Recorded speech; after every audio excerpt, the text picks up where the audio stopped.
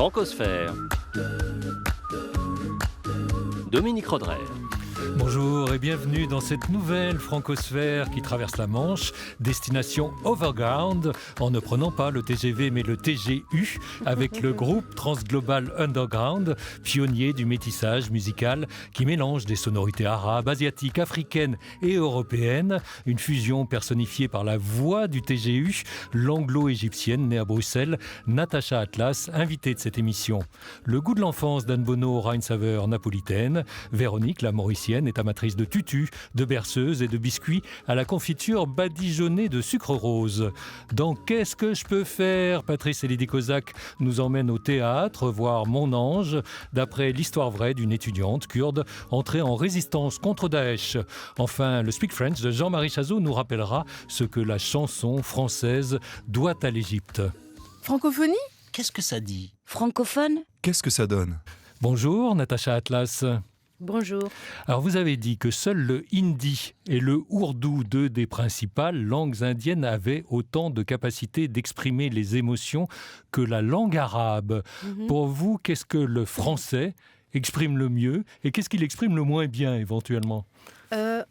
Moi, je pense que le français s'exprime très bien la philosophie. Bien sûr, ça c'est bien connu. Les idées, comme avec Albert Camus et bon, plein des autres. Mais aussi la poésie. Et pour la chanson ? Et pour la chanson, pour moi, les meilleures chansons en français, c'est des chansons qui ressemblent à la poésie. Comme par exemple, la chanson que moi j'avais choisie dans l'époque... La chanson que chantait Françoise Hardy ? Oui. Mon ami la rose. Pour moi, c'était cette poésie dans cette chanson qui m'a beaucoup touchée et la mélodie. Mais il y a beaucoup des chansons françaises qui ont pour moi cette poésie romantique en fait. Alors le français, c'est la langue dans laquelle vous êtes né. Vous avez passé vos premières années en Belgique. Du coup, est-ce que c'est aussi pour vous la langue de l'enfance et donc la langue de l'insouciance ? Oh, ça veut dire quoi l'insouciance ? Quand on n'a pas de soucis, quand on trouve que la vie n'a pas de problème, parce que quand on est petit, c'est vrai qu'on les voit moins évidemment que par la suite. Ah, oui, peut-être, oui, peut-être bien, oui. L'insouciance. Alors, en fait, c'est une jolie mot, ça. Bon, il faudra le retenir. Hein. Peut-être que ça sera le début d'une chanson, l'insouciance. Ensuite, vous êtes passé à l'anglais à 7 ans, après le divorce de vos parents. Départ pour l'Angleterre avec votre mère. Changement de langue, changement d'environnement. Tout ça, c'est un peu troublant, justement, quand on est petit encore et qu'on passe d'une langue à l'autre, par exemple. Oui. Oui, et puis aussi, la mentalité anglaise, c'est un peu différent aussi.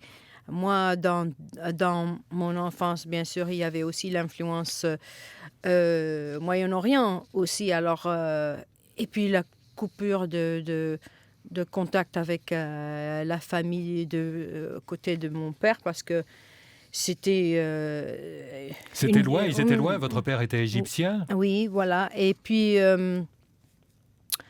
là, en Angleterre, alors à l'école... je parlais pas anglais au début. Alors, à l'école, les autres enfants Vous étiez coupé de tout le monde. Oui, ils se moquaient de moi, bien sûr. Et puis, et en fait, pour intégrer avec... Oui, pour s'intégrer dans le groupe, ça a été difficile. Oui, c'est ça. Alors si vous demandez encore qui vous parle, qui est Natacha Atlas, interprète de Mon ami la rose, ça nous l'a dit, et chanteuse de Transglobal Underground, Corinne Alexia vous livre sa version de notre invité dans son portrait coupé-décalé. Qui ne connaît pas Natacha Atlas ? Ah bon ? Vous ne la connaissez pas ? Eh bien, si la diva créait son propre label, elle pourrait l'appeler Babel.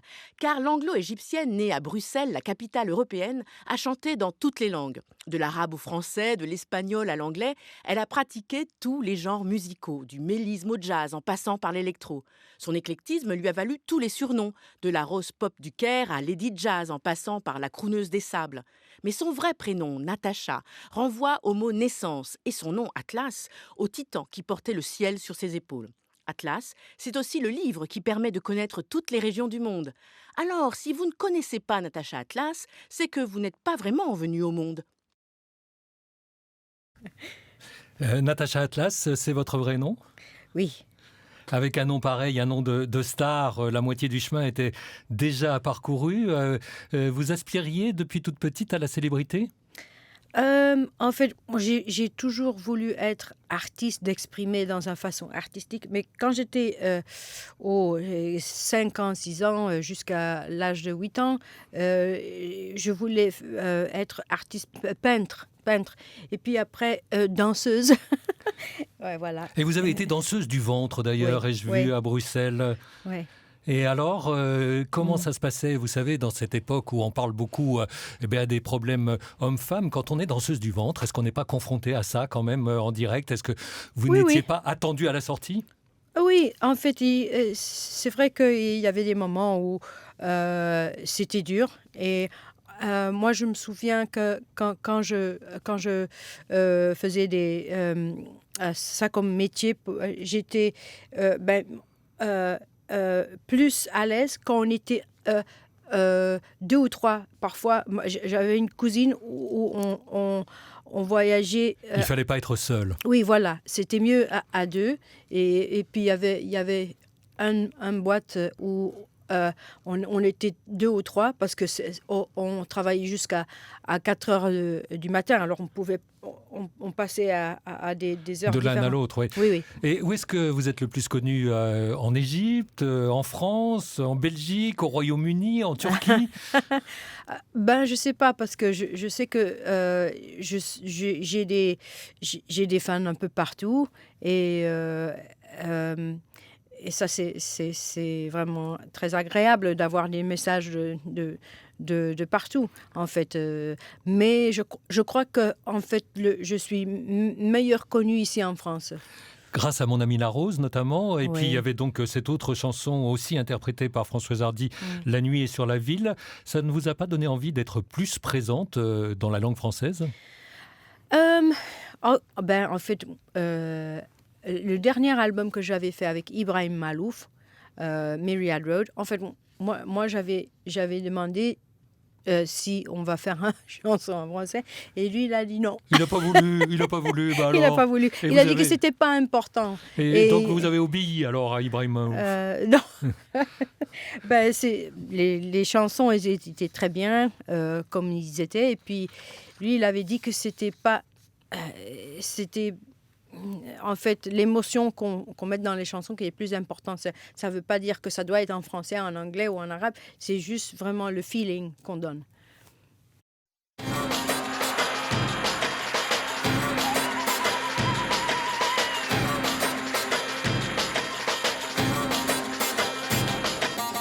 عشت أيام العمر بوجودك وتسيب ظلام الليل بحضورك. ليش تريدي تبتكرني بحوارك وتحرمي قلبي من دفء نورك؟ ده أنا روحي عايشة من روحك وحياتي دايبة في وجودك وحياتي دايبة في وجودك وحياتي دايبة في وجودك. الحياة جميلة في عينك وأنا بحلم بيك. دايما أهواك ودايما أهواك وأنت عارف ليه. الحياة جميلة في عينك وأنا بحلم بيك. دايما أهواك ودايما أهواك وأنت عارف ليه.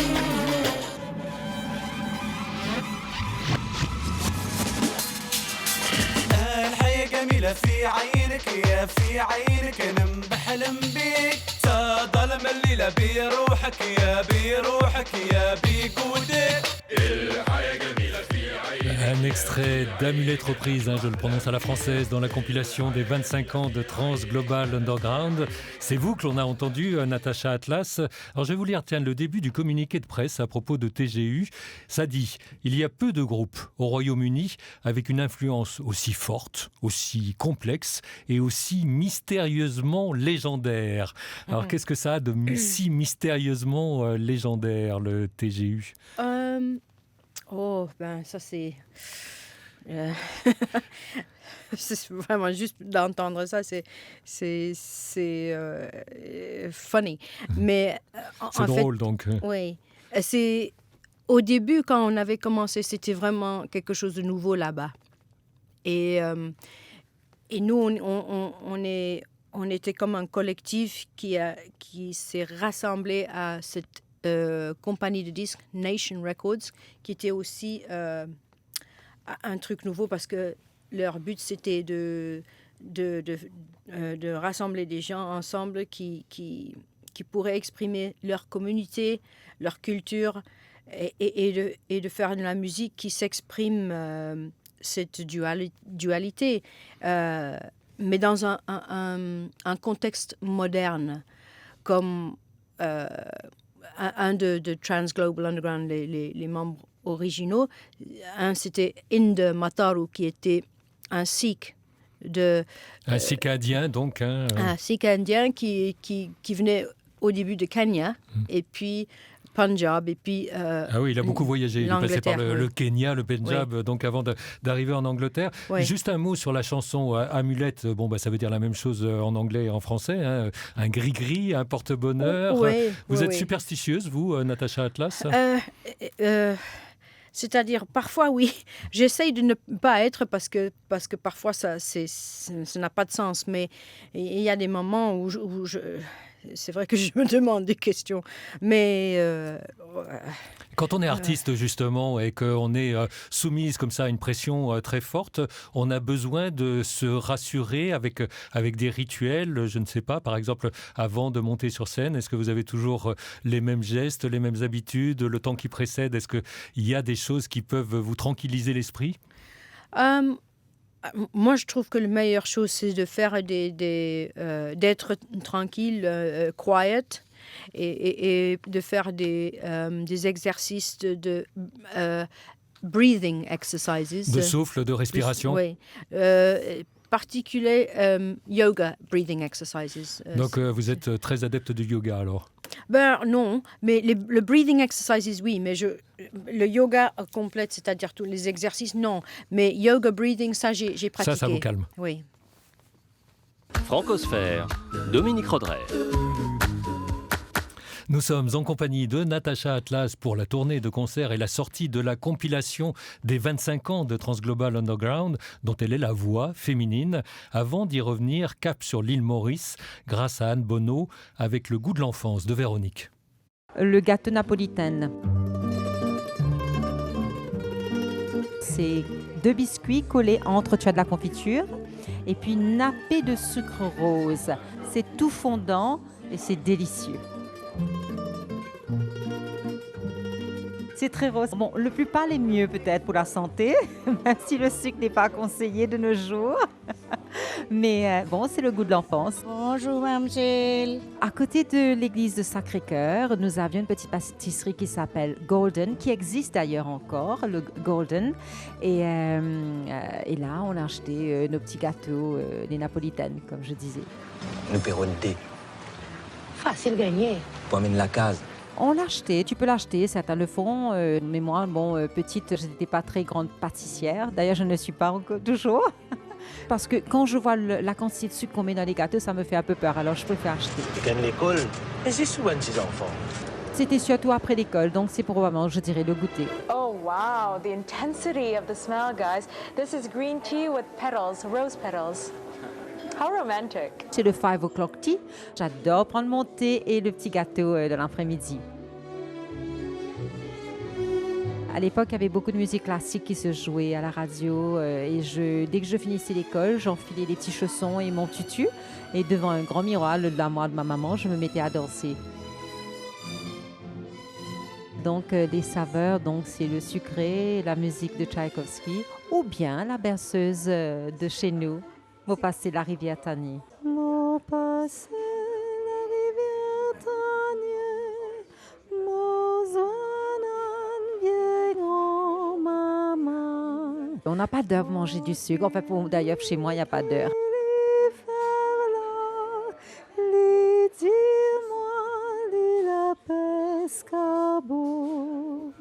Chez vous, Natacha Atlas, y a-t-il des heures pour manger du sucre? Est-ce que c'est ce que vous préférez? Est-ce que c'est ce qui vous reste de l'enfance ou pas? Moi, je suis très attachée à le sucre et tout ce qui est sucré, en fait.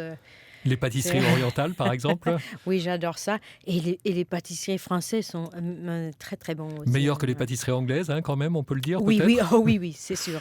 Est-ce que vous êtes resté fidèle, on en a entendu parler dans ce documentaire sonore, au 5 o'clock tea? Yes. Oui, vous Ouais. pratiquez ça toujours? Oui. Vous étiez, on l'a dit, danseuse du ventre. Est-ce qu'il y a une discipline alimentaire à ce moment-là à avoir? Non, pas spécialement, mais je pense que quand on est danseuse ou artiste qui tourne beaucoup, c'est vrai que le nourriture, il faut faire attention à ce qu'on mange. Moi, je ne fais pas trop attention, mais je crois qu'il faudra commencer quand même. Est-ce qu'on n'a pas tendance, justement, quand on sort d'un concert, à manger énormément, à être affamé parce qu'on a dépensé une énergie considérable Oui. et du coup, on a envie de compenser? Oui, c'est pour ça que je dis qu'il faut faire attention, parce qu'on a tendance à manger tout ce qui est facile à prendre, c'est-à-dire le pain, les gâteaux. Les chips, les enfin chips, tout ce qu'il y oui, a oui. de rapide et de Oui, mauvais oui. sur le plan Oui. diététique, évidemment. hein. Voilà. Véronique, qu'on a entendu danser devant sa glace quand elle était petite, vous aussi? Pour apprendre à bien danser la danse du ventre, il faut pratiquer devant le miroir pour pratiquer les Pour mouvements voir les de gestes, hanche. Oui, ouais. c'est ça.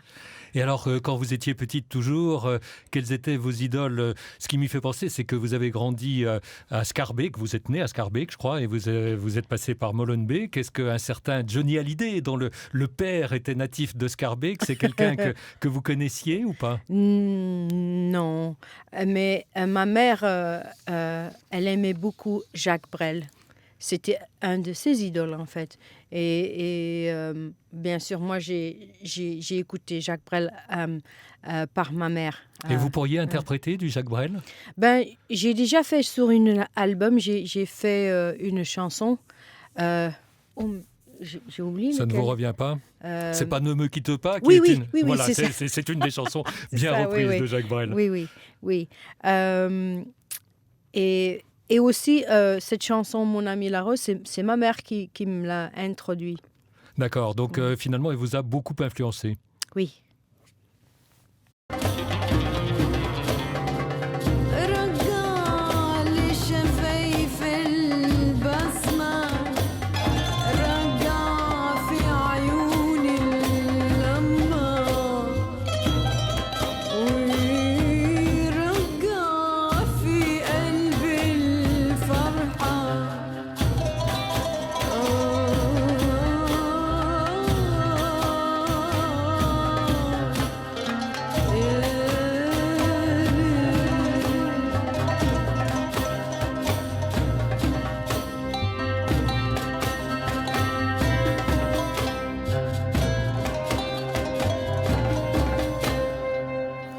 Raga Ali, nouvel extrait de la compilation de Transglobal Underground avec Natacha Atlas, notre invitée. Qu'est-ce qui est dit dans cette chanson? De quoi parlent les paroles? C'est une chanson d'amour un peu amère.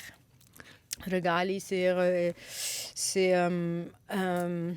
comment on dit, je sais comment le dire en anglais, a Allez-y. yearning for the love to return. Oui, c'est un amour impossible, un peu un amour sans retour, c'est-à-dire c'est un amour à sens unique.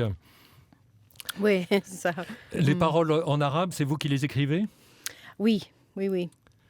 Et donc, vous êtes sensible à quoi, justement, quand vous écrivez en arabe? Est-ce que la sonorité doit avoir autant d'importance que le sens, par exemple? Pour moi, j'essaye d'utiliser des gammes arabes parce que pour moi, c'est it's a way in. C'est une façon de rentrer dedans. Hein? Oui. Et par exemple, un gamme comme le sabah, c'est très triste. C'est aussi le son du désert aussi. Mais alors si je choisis le sabah, ça va être quelque chose d'un peu triste ou bien peut-être nostalgique. Et si je choisis un autre, ça va peut-être indiquer the mood de la L'humeur. chanson. Ouais. Et alors l'arabe, vous l'avez toujours parlé parce que donc il y a eu ce divorce de vos parents quand vous étiez assez petite. Vous êtes allée en Angleterre avec votre mère qui était anglaise. L'arabe, vous l'avez appris sur le tard ou Moi, je pense que je l'ai appris assez tard. Parce que quand j'avais 18 ans, je commençais à aller en Égypte pour voir la famille de mon oncle. Parce que j'étais très proche de mon oncle. Et c'était toujours l'hiver. C'était entre décembre et février. Et quand j'étais là, c'est là où j'ai vraiment commencé à apprendre l'arabe. Mais c'est jamais été très, très fluide. C'est-à-dire que j'ai des problèmes de grammaire comme j'ai des problèmes de grammaire en français. Et alors, quand moi j'écris les paroles, j'ai toujours besoin de l'aide de les raffiner. Moi, j'ai un co-compositeur, Sami Bichey, qui est aussi anglo-égyptien. Mais lui, il a été à l'école et l'université là-bas. Alors, on les finit ensemble, on les raffine ensemble. Voilà. Qu'est-ce que je peux faire? Je sais pas quoi faire. Qu'est-ce que je peux faire? Le bonusphère culturel de Francosphère. Patrice Elie Dikozak sait toujours quoi faire. Quand il a un moment de libre, il va au théâtre et il en profite pour nous raconter la dernière pièce qu'il a vue, cette fois-ci Mon Ange de Henry Naylor, au théâtre Tristan Bernard à Paris avec Lina El Arabi. C'est un de ces spectacles coup de poing, un uppercut dont l'impact vous prend à la tête, au cœur et au corps. Mon Ange nous plonge dans l'histoire de Rehana, figure devenue légende pendant la bataille de Kobané, ville syrienne assiégée en 2014 par les djihadistes de Daesh. Jeune étudiante en droit à Alep, fille de fermier, pacifiste dans l'âme, la jeune femme va peu à peu sombrer dans la violence et se voir contrainte de prendre les armes pour défendre sa famille et sa ville. Lina El Arabi y est prodigieuse. La comédienne incarne cette jeune femme avec une conviction telle qu'au fil du spectacle, s'en devient troublant. Mon Ange nous plonge dans l'enfer intime que Rehana traverse sur fond de guerre civile et la force de l'interprétation de Lina El Arabi y est pour l'essentiel. Ajoutez à cela, chose rarement utilisée à ce point au théâtre, une ambiance visuelle et sonore à vous faire sursauter. Littéralement, nous sommes à Kobané à subir la haine et les assauts des djihadistes, assauts militaires, assauts contre les femmes, contre la liberté et la vie. Un spectacle fort où pourtant l'humour arrive parfois à pointer le bout de son nez, ce qui est aussi une performance pour un tel sujet. Pièce anglaise à l'origine de Henry Naylor, traduite en français. Est-ce que ce genre de thème vous intéresse à aller voir au théâtre, Natacha Atlas? Oh oui, moi j'aime bien le théâtre. Et quelle attention est-ce que vous portez aux événements qui se déroulent au Proche-Orient? Vous suivez cette actualité-là ou vous cherchez à vous en protéger? Je regarde le journal et je suis ce que je peux. C'est-à-dire quand je suis en tournée, je suis pas trop au courant. C'est-à-dire que quand il y avait un événement récemment qui était en Égypte et là on était en tournée. Alors moi j'ai appris après. Oui, le massacre dans la mosquée. Oui, oui. Et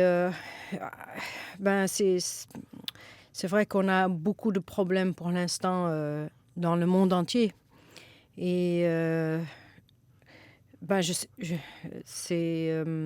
Est-ce que la musique, est-ce que les chansons peuvent faire quelque chose pour essayer de cicatriser ce genre de plaie? Oui, j'espère. Et je pense que c'est pour ça que j'essaye d'être un pont pour moi, entre l'Orient et l'Occident, parce que spécialement aujourd'hui, avec toutes ces tensions, j'essaye de faire un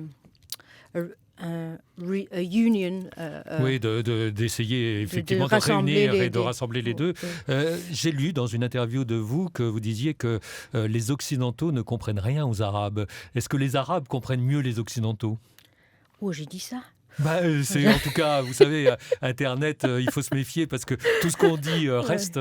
Donc, effectivement, ça figure. Oui. Donc, Oh, je me souviens pas de ça.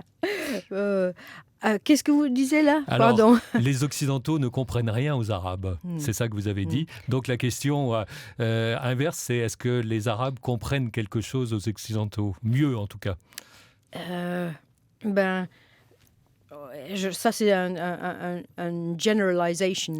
Oui, une généralisation. Oui. Il faut faire attention des generalizations.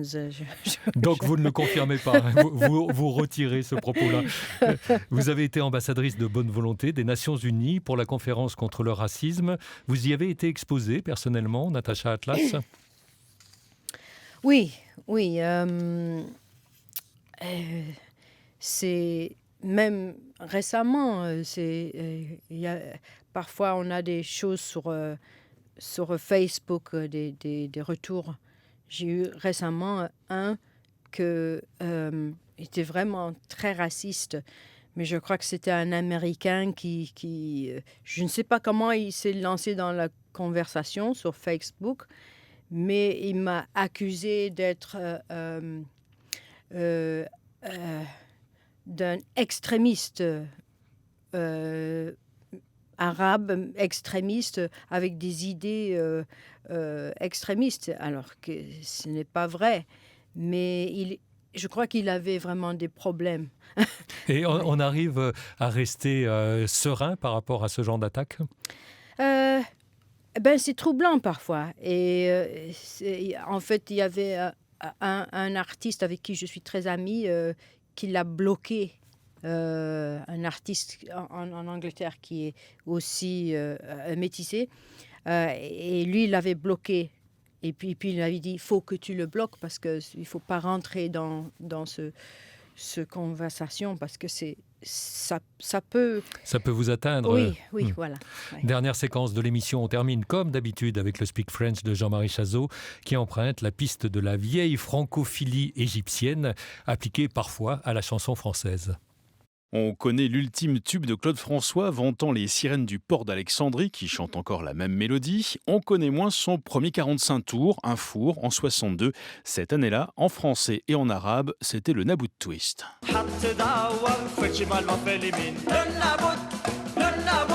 Dans la version franco-arabe destinée au marché maghrébin, il est question d'Elvis Presley. Dans la version 100% francophone du 45 tours, Elvis est remplacé par Johnny. Ils n'ont pas attendu Johnny Hallyday. Dalida, elle, a repris plusieurs chansons arabes sans un mot de français.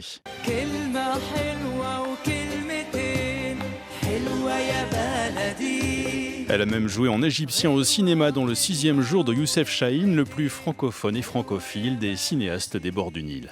Alors vous avez fait le chemin inverse, Natacha Atlas, de l'Europe vers l'Égypte par besoin de retour aux sources? Oui. Et est-ce que vous sentez justement une affinité avec Dalida du fait de sa naissance égyptienne? Est-ce que vous sentez des connexions avec elle ou pas du tout? Oui, parce qu'elle avait quelque part une dualité entre l'Occident et l'Orient. Et je crois que dans sa façon, elle exprimait ces deux, cette dualité. Et Claude François, qui a passé les 17 premières années de sa vie en Égypte, bon, lui, voilà, il n'était pas égyptien d'origine, mais du coup, il y a quand même une résonance pour vous? Oui. Et qu'est-ce qui reste de la francophilie dans votre pays, dans un de vos pays, dans l'Égypte, qui est quand même membre de l'OIF, donc l'Organisation internationale à la francophonie, qui abrite l'université Senghor à Alexandrie? Est-ce que c'est un pays où il y a encore des traces de francophonie? Oui. En fait, les gens, dans la langue, il y a des mots qui sont restés, pour dire merci. Ils disent toujours merci avec cet accent. Bon, le mot shukran, c'est toujours shukran, mais il y a beaucoup de gens qui retiennent merci. Dans les cafés, dans les restaurants, ils disent aux garçons, quand il vient avec le thé, merci.